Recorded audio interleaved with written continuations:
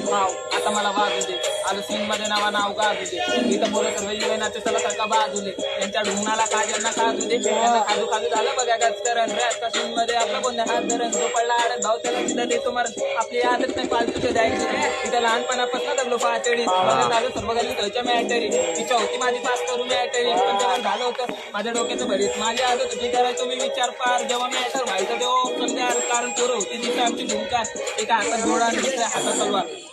काय डायरेक्ट तलवार भाऊ गांधी लागूच नका MA05 आहे इथं कोणालाच बक्षी नाही काय